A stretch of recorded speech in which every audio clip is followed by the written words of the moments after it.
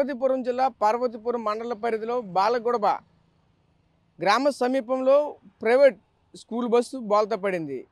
ఈ క్రమంలోనే అక్కడికక్కడే కేనర్ మృతి చెందినటువంటి నేపథ్యం కూడా ఉంది. ఈ క్రమంలోనే ఆ బస్సులో 15 మంది విద్యార్థులు అయితే ప్రయాణిస్తున్నారు. అప్పటికే నడుపుతున్నటువంటి డ్రైవర్ మద్యం మత్తులో ఉన్నట్టయితే గుర్తించినటువంటి పోలీసులు అయితే ఈరోజు మద్యం సేవించినందువల్ల ఇటువంటి ప్రమాదాలు జరిగాయని మరొక వైపు అయితే పోలీసులు నిర్ధారించినటువంటి పరిస్థితి కూడా ఉంది.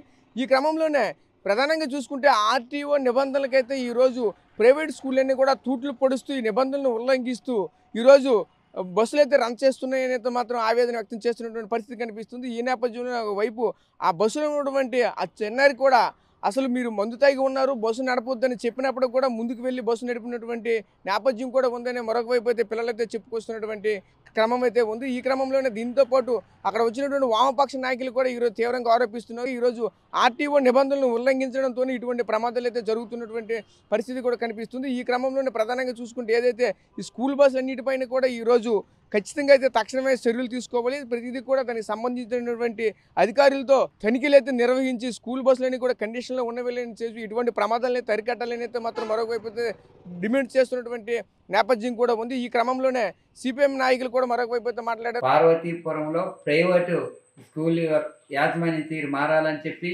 పిల్లలకి రక్షణ కల్పించాలని చెప్పి ఈ సందర్భంగా మేము తెలియజేస్తున్నాం. ఎందుకంటే భాస్కర స్కూల్ యాజమాని మా కొమరాడకు సంబంధించి 2 సార్లు యాక్సిడెంట్ అయింది. ఒకసారి బస్సు పొలంలో పూర్తిగా వెళ్ళిపోయింది, ఇంకోసారి ఆటో యాక్సిడెంట్ జరిగింది, ఇప్పుడు 2 సార్లు జరిగింది.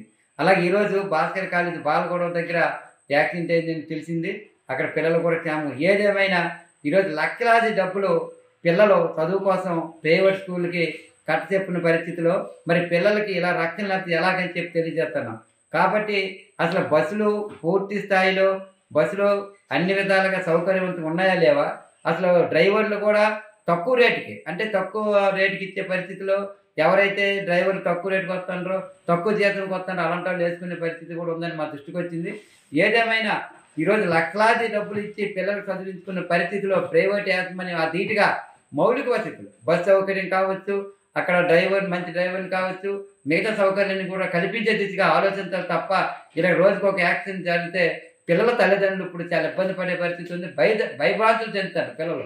ఎందుకంటే నేటి విద్యార్థులు రేపటి పౌరులైన పరిస్థితిలో విద్యార్థుల సందర్భంలో వరద యాక్సిడెంట్ జరగడం చాలా అన్యాయం. కాబట్టి మొన్న డంగబజార్ విక్రమపురం డంగబజార్ గ్రామంలో నారాయణ స్కూల్ బస్సు చిన్న ఏమాత్రం కూడా అవేలా కానీ జంజావతి డామ్లో పడి సుమారు 30 మంది విద్యార్థులు చనిపోయిన పరిస్థితి ఉంది.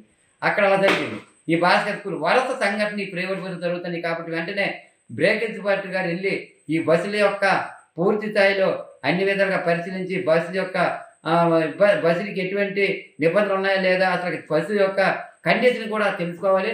అలాగే ఇప్పటికైనా అన్ని విధాలుగా మంచి బస్సులు వేసి మంచి డ్రైవర్లు వేసి ఈ విద్యార్థులకు అన్ని విధాలుగా రక్షణ కల్పించే విధంగా చూడాలి తప్ప రోజుకు ఒక యాక్సిడెంట్ చేస్తే పిల్లలు విద్యార్థులు చాలా ఇబ్బంది పడతారు. కాబట్టి ఆ దిశగా అటు యాజమాన్యం స్కూల్ యాజమాన్యము అలాగే బ్రేక్ ఇన్స్పెక్టర్ కూడా తగు చర్యలు తీసుకోవాలని చెప్పి మేము సిపిఎం పార్టీ ఆధ్వర్యంలో ఈరోజు బ్రేక్ ఇన్స్పెక్టర్ గారికి అలాగే స్కూల్ యాజమాన్యానికి డిమాండ్ చేస్తున్నాం. ఇలాగే కొనసాగితే భవిష్యత్తులో స్కూల్ పిల్లల విద్యార్థులతో కలిసి పెద్ద ఎత్తున ఆందోళన చేస్తామని చెప్పి ఈ సందర్భంగా తెలియజేస్తాం. మరిన్ని వీడియోస్ కోసం ఛానల్ ని సబ్స్క్రైబ్ చేయండి. లేటెస్ట్ అప్డేట్స్ కోసం వాట్సాప్ ఛానల్ ని ఫాలో అవ్వండి. ఆ లింక్ డిస్క్రిప్షన్ లో ఉంది.